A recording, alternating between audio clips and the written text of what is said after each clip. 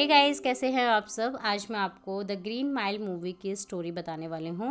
1999 में ये मूवी आई थी। कहानी की स्टार्टिंग में ओल्ड एज होम दिखाया गया है जहाँ पर पॉल रहता था। सब अच्छे से टाइम स्पेंड करते थे। एक दिन सब मूवी देख रहे थे, तभी पॉल इमोशनल हो जाता है। उसकी फ्रेंड एली होती है, वो उससे पूछने लगती है कि ऐसा क्या हो गया मूवी को देखकर कि तुम रोने लगे। देन पॉल अपने पास्ट के बारे में बताता है कि वो मंदी के टाइम में प्रिजन गार्ड हुआ करता था और जिस जेल में वो था वहाँ पर मौत की सज़ा सुनाई जाती थी। वो बताता है कि वैसे तो उस जगह का नाम लास्ट माइल था, बट उसका फ्लोर ग्रीन था जिसकी वजह से हम सब उसे ग्रीन माइल बोलते थे। एक दिन वो बताता है कि उसके ब्लॉक ई में एक अजीब सा कैदी आता है जिसका नाम होता है जॉन कॉफ़ी। वो दिखने में बहुत बड़ा लंबा होता है और काला और भयानक सा होता है। उन दिनों पॉल को यूरिनल इन्फेक्शन भी होता है जिसकी वजह से उसको प्राइवेट पार्ट में हमेशा दर्द रहता था। जॉन कॉफ़ी बहुत डरपोक किस्म का आदमी था और ज़्यादातर जेल में रोता ही रहता था। देन पॉल को लगा कि इतना डरपोक इंसान और जो बड़ा इमोशनल सा है वो मर्डर कैसे कर सकता है। देन उसके सीनियर मिस्टर हेल ने उसको एक फाइल दी जिसमें जॉन कॉफ़ी के पूरे केस के बारे में लिखा हुआ था कि किस तरीके से उसने दो छोटी बच्चियों के साथ गलत करके उनका मर्डर कर दिया था। अब एक दिन जेल में एक चूहा आ जाता है। उसे पकड़ने की सारे ऑफिसर्स कोशिश करते हैं बट पकड़ नहीं पाते। अब एक कैदी को सज़ा के लिए ले जाया जाता है। वहाँ का प्रोसेस होता है कि जिस भी कैदी को सज़ा के लिए ले जाया जाता है लास्ट सफ़र पर पहले उसका हेड शेव किया जाता है। देन उसको एक रूम में ले जाया जाता है जहाँ पर एक चेयर होती है, उस चेयर पर बांधा जाता है। देन एक वेट स्पॉन्ज, गीला स्पॉन्ज करके सर पर रखा जाता है एंड देन एक बेल्ट से उसे टाइट कर दिया जाता है। देन शॉक दिया जाता है और शॉक तब तक दिया जाता है जब तक उस पर्सन की जान नहीं निकल जाती। उस कैदी को सज़ा ऑफिसर्स और जिन लोगों का वो गुनहगार होता है उनके आगे दी जाती है। अब पॉल की टीम में एक ऑफिसर होता है जिसका नाम होता है पर्सी। वो वहाँ पर अपनी टैलेंट की वजह से नहीं बल्कि पहुँच की वजह से होता है। उसकी जो जान पहचान है वो मिनिस्ट्री में होती है जिसकी वजह से वहाँ पर वो अपॉइंट होता है। वो ऑफिसर्स को बहुत ज़्यादा परेशान करता है और साथ ही कैदियों को भी बहुत ज़्यादा परेशान करता है। एक दिन उसने डेल नाम के कैदी की उंगलियां भी तोड़ दी थी। अब पर्सी पॉल को बोलता है कि मैं चाहता हूँ कि तुम नेक्स्ट जो सज़ा हो उसमें मुझे हेड बनाना। देन पॉल बोलता है ठीक है, मैं तुम्हें हेड बना दूंगा, बट तुम्हें हमें प्रॉमिस करना होगा कि अगर मैंने तुम्हें नेक्स्ट सज़ा में हेड बना दिया तो तुम यहाँ से चले जाओगे, तुम अपना ट्रांसफ़र करा लोगे और हमें देन परेशान नहीं करोगे।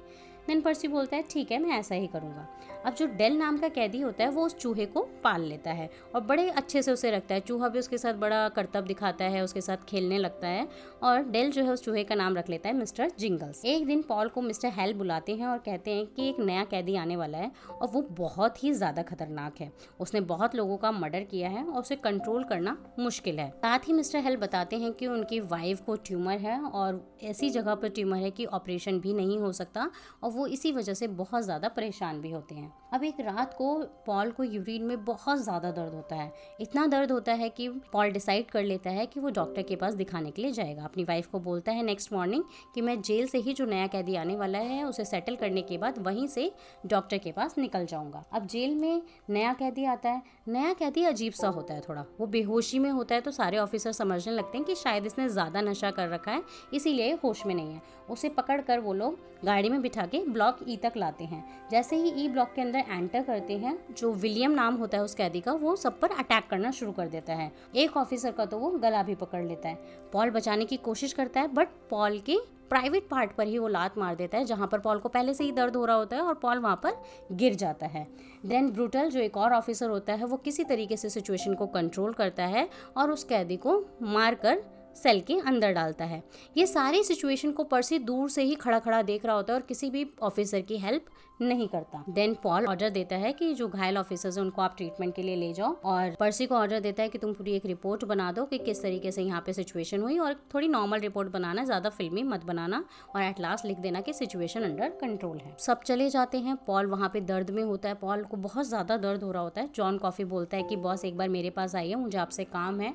देन पॉल बोलता है कि मैं कंडीशन में नहीं हूँ तुम्हारे पास आने की। देन जॉन कॉफ़ी उसे दोबारा से इंसिस्ट करता है कि प्लीज़ एक बार मेरे पास आइए। देन पॉल थोड़ी सी कोशिश करके उसके सेल तक जाता है। वो कहता है थोड़ा और नज़दीक आइए, वो नज़दीक तक जाता है। देन जॉन कॉफ़ी उसके प्राइवेट पार्ट को पकड़ लेता है और बहुत ही तेज़ी से पकड़ता है। पहले तो पॉल चिल्लाने लगता है लेकिन अचानक से फिर एक लाइट जलती है, वहाँ पर एक अलग ही रोशनी आती है और पॉल का जो दर्द होता है वो चला जाता है। देन जॉन कॉफ़ी ने जो पॉल का पूरा इन्फेक्शन अपने अंदर लिया होता है वो मुंह के थ्रू हवा में छोड़ देता है। देन जब पॉल टॉयलेट के लिए जाता है उसे बहुत ही रिलैक्स मिलता है और वो बिल्कुल नॉर्मल फील करता है और वो शॉक्ड हो जाता है कि ऐसा कैसे हो गया, कोई डॉक्टर मतलब ट्रीट नहीं कर पाया, मेरे को इतनी ज़्यादा दिक्कत थी और किस तरीके से जॉन कॉफ़ी ने ऐसा चमत्कार कर दिया। देन नेक्स्ट डे वो अपने जब घर जाता है अपनी वाइफ के साथ काफ़ी अच्छे से इंटीमेट करता है और अपनी वाइफ को ये भी बताता है कि वो डॉक्टर के पास नहीं गया था, ये सब जॉन कॉफ़ी ने किया और किस तरीके से किया वो अपनी वाइफ को बताता है। देन वाइफ कहती है कि तुम्हें उसके केस के बारे में थोड़ा सा स्टडी करना चाहिए कि क्या पता वो गुनहगार हो ही ना, उसे गलत सजा दी जा रही हो। Then Paul next day jail से छुट्टी लेता है और तहकीकात करने के लिए उस लॉयर के पास जाता है जिसने जॉन कॉफ़ी का केस लड़ा था जॉन कॉफ़ी की तरफ से। वो उस लॉयर के पास जाता है, लॉयर से थोड़ी बहुत बातें डिस्कस करता है तो लॉयर समझाता है कि हाँ मैंने उसी की तरफ से केस लड़ा था, बट कई बार हो जाता है कि कुछ लोग गुनहगार होते हैं और हमें नहीं पता चलता। जैसे कि वो एग्जांपल देता है कि हमने एक कुत्ता पाला हुआ था, वो हमारा बहुत ही ज़्यादा वफादार था, हमने बहुत उसे अच्छे से प्यार से रखा, बट एक दिन उसी कुत्ते ने मेरे बेटे पर अटैक कर दिया और मेरे बेटे की आंख चली गई। और इसी तरीके से जॉन कॉफ़ी है, वो तुम्हें अच्छा लग रहा है बट मर्डर उसी ने किया है और वही मर्डरर है, इसलिए तुम उसे बचाने की कोशिश मत करो। तो पॉल वहाँ से वापस आ जाता है और उसे कोई भी क्लू नहीं मिलता, कोई रास्ता नहीं मिलता जिसकी वजह से वो जॉन कॉफ़ी को बचा सके। अब सेल में जो खतरनाक कैदी आता है जिसका नाम विलियम वार्टन होता है, वो सबको परेशान करता है, सारे ऑफिसर्स को, किसी के मुंह पे थूक देता है, किसी के ऊपर टॉयलेट कर देता है और गालियां मालियां देता है, गंदी गंदी बातें करता है। कभी कभार जो ऑफिसर्स हैं उसे सजा के तौर पर काल कोठरी में भी बंद कर देते हैं कुछ घंटों के लिए, 1-2 दिन के लिए, बट वो इसी तरीके से रहता है, उसका नेचर ही ऐसा होता है। एक दिन विलियम पर्सी को भी पकड़ लेता है और बहुत बुरी तरीके से उसका गला पकड़ लेता है और पर्सी का डर के मारे पैंट में ही टॉयलेट निकल जाता है। तो ये सारी सिचुएशन देख के जो डेल दूसरा कैदी होता है वो बहुत जोर जोर से हंसने लगता है। पर्सी थोड़ा सा वहाँ पे डिप्रेस्ड हो जाता है और पॉल से बोलता है कि मैं उम्मीद करता हूँ कि ये सारी बातें इस सेल से बाहर नहीं जाएंगी। देन पॉल बोलता है कि तुम चिंता मत करो, ग्रीन माइल की बातें ग्रीन माइल के अंदर ही रहती हैं। अब टाइम आ जाता है डेल की सजा का और डेल अपने चूहे के लिए बहुत ज्यादा परेशान होता है, थोड़ा सा वरिड होता है। एंड देन वो पॉल और ब्रूटल से बात करता है कि मेरे चूहे का क्या होगा, कौन रखेगा उसे। देन ब्रूटल और पॉल एक कहानी सी बनाते हैं कि तुम टेंशन मत लो, हम इसे माउस विला में भेज देंगे, एक ऐसी जगह है जहाँ पे और भी चूहे हैं, कुत्ते हैं, मतलब जानवर रहते हैं, वहाँ पे गेम्स होते हैं, प्ले होता है। तो इस तरीके से उसकी छोटी मोटी कहानी बना देते हैं और उसको कहते हैं कि तुम टेंशन मत लो। जब ये सब बातें कर रहे होते हैं तभी चूहा डेल के सेल से बाहर निकल जाता है और पर्सी उस चूहे को पैर से कुचल देता है। चूहा वहीं के वहीं मर जाता है और पर्सी वहां से चला जाता है। डेल बहुत बुरी तरह रोने लगता है, उसका चूहा मर गया। देन जॉन पॉल को बोलता है कि एक बार इस चूहे को मुझे दो, क्या पता मैं इसकी हेल्प कर पाऊँ। पॉल उस चूहे को उठाकर जॉन के हाथ में दे देता है।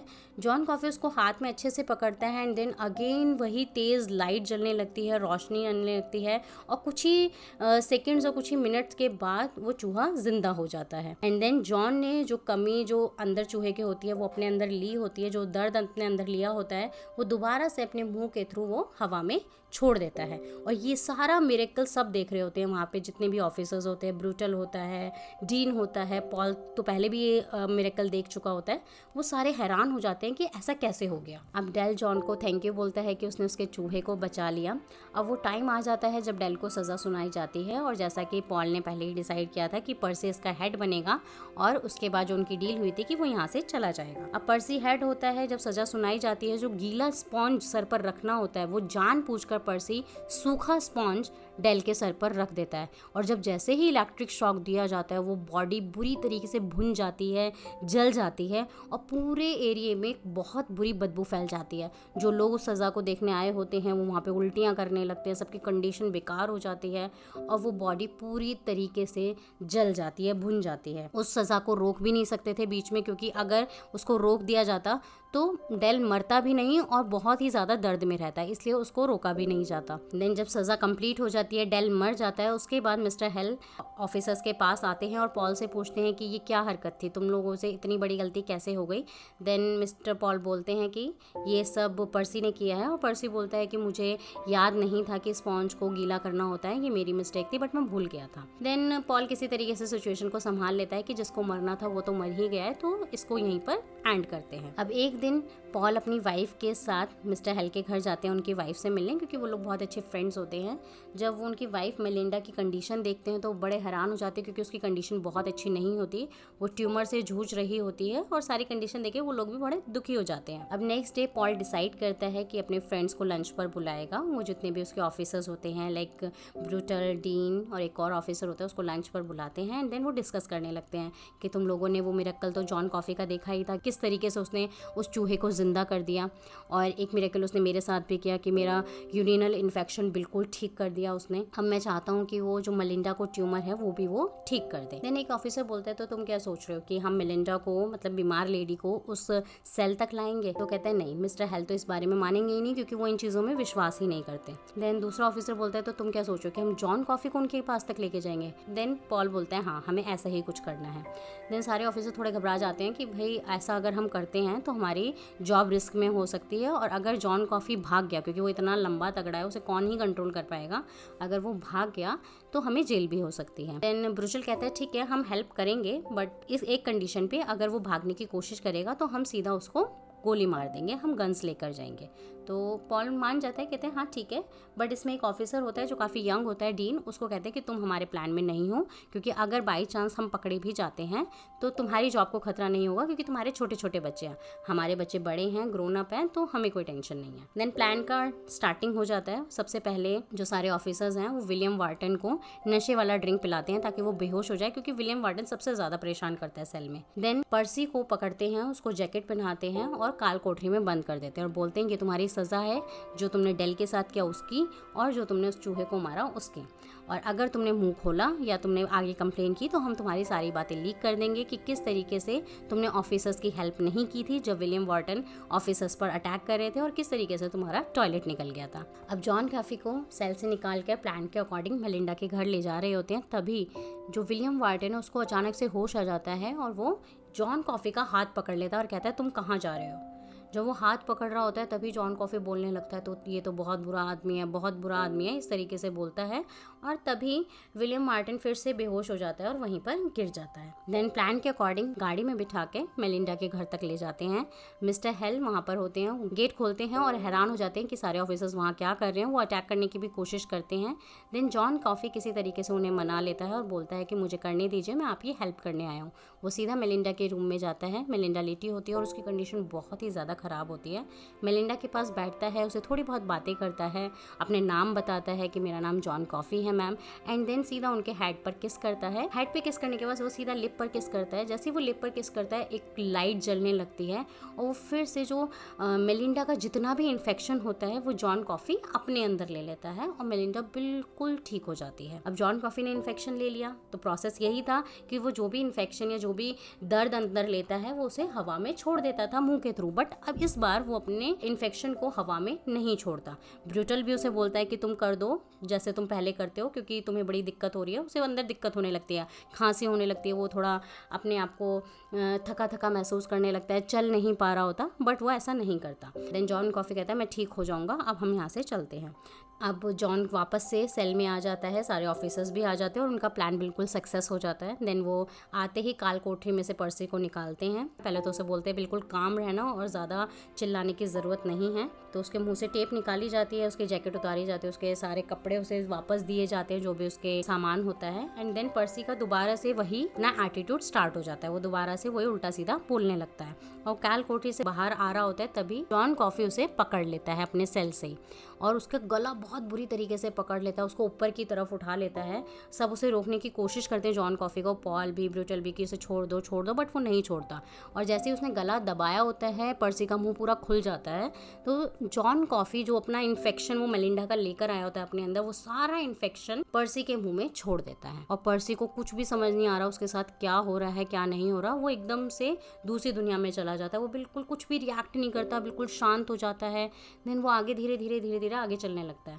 जब वो आगे चल रहा होता है तभी विलियम वार्टन उसे उल्टा सीधा बोलना शुरू कर देता है। विलियम वार्टन तो सबसे उल्टा सीधा बोल रहा होता है। पर्सी भी उसे घूर घूर के देख रहा होता है, पहले तो कुछ भी नहीं बोल रहा, सिर्फ देख रहा है घूर घूर के। विलियम वार्टन भी उल्टा सीधा बोल रहा है। देन वो अचानक से गन निकालता है और विलियम वार्टन को शूट कर देता है। वो 3 4 5 गोलियां एक साथ उसके अंदर उतार देता है और वहीं की वहीं विलियम वार्टन मर जाता है। एंड देन पर्सी वहीं पर गिर जाता है और उसके मुंह में जो इन्फेक्शन होता है वो भी हवा में निकल जाता है, बट वो फिर भी सदमे में होता है, उसको कुछ भी नहीं समझ आ रहा होता, वो बिल्कुल बिल्कुल साइलेंट हो जाता है। देन पॉल जॉन कॉफी से पूछता है कि तुमने ऐसा क्यों किया, क्या जरूरत थी। जॉन कॉफी कहता है मैंने इन दोनों को पनिशमेंट दी है, ये दोनों ही बुरे लोग थे और मैंने इनको पनिशमेंट दी है। वो कहते हैं तुम्हें कैसे पता कि विलियम वार्टन ने क्या किया है। तो बताता है कि जब हम जा रहे थे विलियम वार्टन ने मेरा हाथ पकड़ा था, और जब उसने मेरा हाथ पकड़ा था तो मुझे सब समझ आ गया था कि उसने क्या क्या किया है। तो तुम जानना चाहते हो पॉल कि क्या किया है, तो मैं तुम्हें बता देता हूँ। तो पॉल पूछता है हाँ बताओ क्या किया है। तो कहता है कि तुम सिर्फ मेरा हाथ पकड़ लो और तुम्हें सारी चीज़ें नज़र आ जाएंगी कि किस तरीके से विलियम वार्टन ने क्या किया है। तो पॉल जैसे ही जॉन कॉफ़ी का हाथ पकड़ता है, पहले तो उसे अजीब सा झटका सा लगता है अपनी पूरी बॉडी में, क्योंकि जो मिरेकल जॉन कॉफ़ी के अंदर होता है, जो चमत्कार होता है, वो जो पावर होती है वो थोड़ी थोड़ी सी पॉल के अंदर आ जाती है और पॉल को वो सारा विजुअलाइज हो जाता है, सारी चीज़ें दिखने लगती हैं कि किस तरीके से विलियम वार्टन ने उन दो छोटी बच्चियों के साथ बुरा किया था, उनके साथ गलत किया और उनको मार डाला था, और जिस झूठे केस में जॉन कॉफ़ी फंस गया है। देन जब पॉल को रियलाइज होता है कि जॉन कॉफी ने तो कुछ भी किया ही नहीं, जो असली मुजरिम था वो विलियम था और विलियम तो मर भी चुका है, तो उसे कुछ भी समझ नहीं आ रहा होता कि वो क्या करे। तभी वहाँ पर मिस्टर हेल आ जाते हैं। वो सारी सिचुएशन को देखते हैं कि किस तरीके से जेल में एक कैदी पर गोलियां चला दी गई और पर्सी की क्या कंडीशन है। देन मिस्टर हेल पॉल को जाकर बोलते हैं कि तुम टेंशन मत लो, मैं सब कुछ संभाल लूंगा, क्योंकि तुमने तो मेरी वाइफ की हेल्प की है, मेरी वाइफ बिल्कुल ठीक हो गई, तो तुम टेंशन लेने की जरूरत नहीं है, यहाँ की रिपोर्ट मैं संभाल लूंगा। अब यही सारी सिचुएशन पॉल अपनी वाइफ से डिस्कस करता है कि जॉन कॉफी ने तो कुछ भी नहीं किया है, वो तो बिल्कुल ठीक है, तो मैं कैसे उसको सज़ा दूँ। मैंने आज तक इतने लोगों को ये सज़ा दी है, सामने उनको मरते हुए देखा है, बट जॉन कॉफ़ी का मैं नहीं कर पाऊंगा, क्योंकि वो गुनहगार नहीं है, वो तो बेगुनाह है, वो तो भगवान का दूत है, वो तो इतने सारे मिरेकल करता है, इतने लोगों को उसने ठीक किया है, तो मैं क्या करूँ। देन उसकी वाइफ कहती है कि तुम उसी से पूछ लो कि जॉन कॉफ़ी क्या चाहता है, जो वो चाहता है वही तुम करना। देन पॉल ऐसा ही करता है। नेक्स्ट डे जॉन कॉफ़ी के पास आता है, कहता है कि तुम्हारे सज़ा का टाइम नज़दीक आ गया है, 2 दिन बाद ही तुम्हें सज़ा सुनाई जाएगी, तो तुम्हारी कोई आखिरी इच्छा हो या तुम क्या चाहते हो, क्या खाना चाहते हो, हमें बता दो। देन जॉन कॉफ़ी बता देता है कि मुझे चिकन खाना है और जो तुम्हारी वाइफ ने ब्रेड भेजा था वो मुझे खाना है। और देन पॉल जॉन कॉफ़ी से पूछता है कि मैं एक और चीज़ पूछना चाहता हूँ कि मैं क्या कर सकता हूँ, तुम्हें कैसे बचा सकता हूँ। तो जॉन कॉफ़ी कहता है तुम मुझे मत बचाओ, क्योंकि मैं इस दुनिया में रहना ही नहीं चाहता, इस दुनिया में बहुत दर्द है, बहुत बुरे लोग हैं, और मैं ये सारी हेट को, सारी नफ़रत को, सारी बुरी चीज़ को फील करता हूँ, तो मुझे बड़ी दिक्कत होती है, मेरी पूरी बॉडी में पेन होता है, सर में चुभन होती है, तो मैं इस संसार से जाना चाहता हूँ, मैं यहाँ नहीं रहना चाहता, इसलिए तो मुझे मत बचाओ, जो हो रहा है वो होने दो। देन पॉल कहता है कि मैं भगवान को क्या जवाब दूंगा कि मैंने एक बेगुनाह को सज़ा सुना दी। तो जॉन कॉफ़ी कहता है तुम बस भगवान से यही कहना कि तुमने मेरी हेल्प की थी, जो मैं चाहता था वो तुमने किया, दैट्स इट। देन लास्ट में वो बोलता है कि मैंने कभी आज तक मूवी नहीं देखी, तो मेरी बस यही इच्छा है कि मैं एक मूवी देखूं। तो ये वही मूवी होती है जिस मूवी को देख के पॉल इमोशनल हो जाता है। देन सज़ा का दिन आ जाता है, सज़ा दी जाती है जॉन कॉफ़ी को, उसी रूम में लाया जाता है जहाँ चेयर होती है, चेयर पे बिठाया जाता है। देन जैसे ही उसके मुंह पे काला कपड़ा ढका जा रहा होता है, तभी जॉन कॉफ़ी पॉल से कहता है कि बस मेरी यही इच्छा है कि मेरे चेहरे पे काला कपड़ा ना ढका जाए, क्योंकि मुझे अंधेरे से डर लगता है। तो उसके चेहरे पे कपड़ा नहीं ढकते, उसके सर पर गीला स्पॉन्ज रखते हैं एंड देन उसे इलेक्ट्रिक शॉक दिया जाता है और वो वहीं पर मर जाता है। जब वो मर जाता है तो इतना चमत्कारी होता है कि वहाँ की जितनी भी लाइट्स होती हैं वो सारी बस्ट हो जाती हैं, सारी फूट जाती हैं और एक अलग ही वहाँ का माहौल होता है। तो इस तरीके से जॉन कॉफ़ी का एंड हो जाता है। पॉल ये सारी स्टोरी अपनी फ्रेंड एली को सुना रहा होता है और एली को फिर एक हिल पे लेके जाता है और कहता है कि मैं यहाँ पर इसलिए आता था क्योंकि यहाँ पर मिस्टर जिंगल्स है, वो चूहा अभी तक जिंदा होता है। वो एली से बताता है कि शायद हम लोग इसलिए जिंदा हैं अभी तक क्योंकि जॉन कॉफ़ी ने हमें टच किया था, हमें छुआ था, जिंगल को उसने जिंदा किया था, इसीलिए चूहे की, इस जिंगल की अभी तक वो जिंदा है, इतनी लंबी उसकी उम्र हो चुकी है। और कहीं ना कहीं जब जॉन कॉफ़ी ने मुझे टच किया था, जो पावर थी वो थोड़ी सी मेरे अंदर आ गई थी जब मैंने विजुलाइज किया था विलियम के गुनाह को। इसी वजह से मेरी भी जो उम्र है वो इतनी हो चुकी है कि मैं आज 108 साल का हूँ। मेरे सारे दोस्त मर चुके हैं, मेरी वाइफ मर चुकी है, मेरा बेटा भी इस दुनिया से जा चुका है, बट मैं अभी तक जिंदा हूँ। इस तरीके से इस मूवी का एंड हो जाता है। आई होप गाइज आपको ये मूवी पसंद आई होगी, स्टोरी समझ आई होगी। तो इसी तरीके की स्टोरीज के लिए हमारे साथ बने रहें, ज़्यादा से ज़्यादा शेयर करें, चैनल को सब्सक्राइब करें। Thank you.